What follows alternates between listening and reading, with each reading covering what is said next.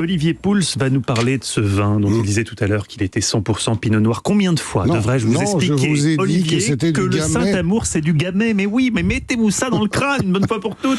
Oui, en tout cas, si David se marie, je serais ravi de lui offrir quelques bouteilles de Saint-Amour pour égayer ce mariage. C'est comme un cru au nom évocateur et magnifique. Alors c'est vrai qu'il y a une... Je suis plutôt Pomerol, moi, si vous voulez, à mon mariage, si vous voulez. C'est pas la même région, c'est pas le même cépage non plus. C'est pas le même prix. Mais c'est vrai que c'est un cru du Beaujolais. Alors, on va tout de suite tordre le cou à une vieille idée, en tout cas que j'essaye de combattre. Il n'y a pas que des mauvais vins dans le Beaujolais, il y a des vins admirables et remarquables.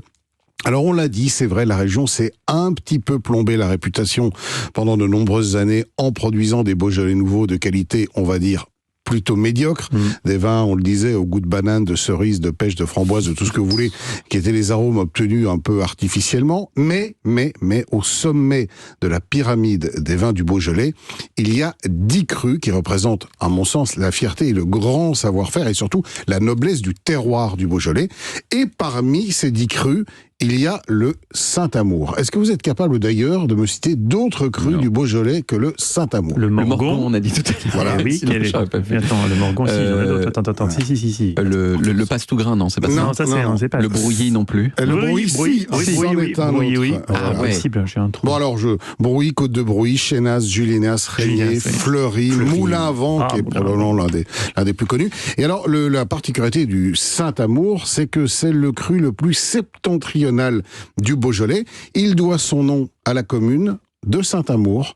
Et la commune de Saint-Amour doit, elle, son nom à un soldat romain à mort, qui était un converti au catholicisme, qui avait quitté son pays et qui s'était réfugié dans cette région de Saint-Amour en Gaule. Et c'est lui qui a laissé son nom à cette commune de Saône-et-Loire, qui est autour de laquelle se trouve donc le vignoble de Saint-Amour. Mais c'est peut-être un catholique qui a été zigouillé aussi parce qu'il était catholique, et donc du coup Saint-Amour peut-être. C'est possible, je ne connais pas toute l'histoire. Comment est-il devenu saint? Ça, je ne sais pas. Je ne sais pas ce qu'il a fait. Il faudra qu'on cherche, peut-être.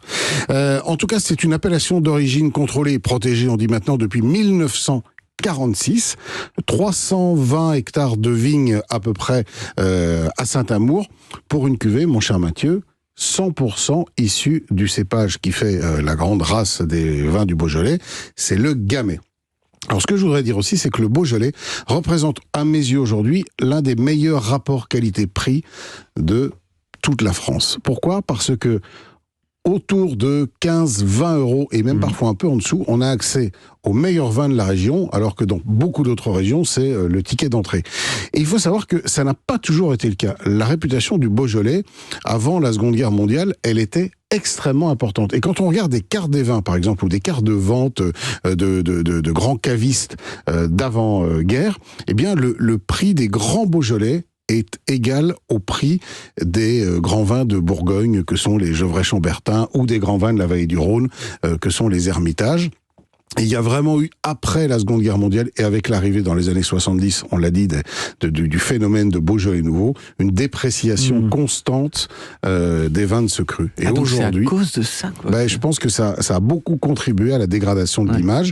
Ce que je veux dire, c'est que les vins de Beaujolais, notamment des crus, dont Saint-Amour fait partie, la typicité de Saint-Amour, c'est que ça donne des vins au profil assez tendre, assez délicat, comme son nom l'indique. D'ailleurs, c'est pas les Beaujolais les plus structurés, comme peuvent être les Moulins à Vent, par exemple. Mais ce sont des vins qui évoluent bien sur quelques années, qui sont relativement peu tanniques et qui, lorsqu'ils sont bien faits, sont absolument admirables. Vous m'avez demandé quelques références. S'il vous plaît. Voilà. Écoutez, Pierre-Marie Chermette, les Terres Dorées, le domaine de la Pyrolette. Voilà 3 producteurs. Il y a une 50aine de producteurs aujourd'hui à Saint-Amour.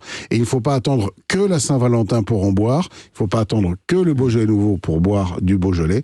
Buvez du Beaujolais toute l'année. Il y en a des remarquables. C'est des vins de garde ou pas? On va dire que ce sont des vins de semi-garde en ce qui concerne les Saint-Amour, entre 3 et 5 ans sans aucun problème. Mais pour les Beaujolais, j'ai goûté des Beaujolais, notamment sur le cru qui est probablement celui qui donne les vins de plus grande garde, c'est-à-dire les Moulins à Vent, qui avaient 40 ou 50 ans, qui étaient encore absolument remarquables. Et quand ils vieillissent, à l'aveugle, on peut les confondre avec des vins de Bourgogne, tant ils prennent un côté délicat et floral.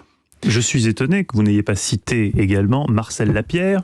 Alors, il n'est pas à Saint-Amour. Non, il est à Morgon. On parle des Beaujolais. Voilà, il faut étendre un petit peu dans les vins. Non, mais évidemment, dans les Beaujolais, on aurait pu faire une liste de 50 grands producteurs. Toujours avec beaucoup de modération, mais une petite bouteille de temps en temps. Écoutez, qu'on partagerait entre nous, par exemple. Au mariage de David, qui est en train de s'organiser doucement. C'est merveilleux. Merci beaucoup, Olivier. Juste une petite question, il n'y a pas de Beaujolais blanc? Alors si, bien sûr, il y a du Beaujolais blanc, issu du cépage chardonnay, qui est le même cépage qui fait les blancs en Bourgogne. Ah, d'accord. Mais donc, en fait, le 100% Gamay, c'est juste pour Saint-Amour? C'est pour tous les vins du Beaujolais. Rouge. D'accord. Tous les vins du Beaujolais rouge, mais il y a un Beaujolais blanc qui est du... Absolument, qui est du chardonnay. Ok, non, mais on avance, c'est bien. Eh bien, après cette plomb... vous aviez un pied à faire. Merci Olivier, un pied de vigne. Merci Olivier, on peut retrouver toutes vos recettes sur le site europe1.fr.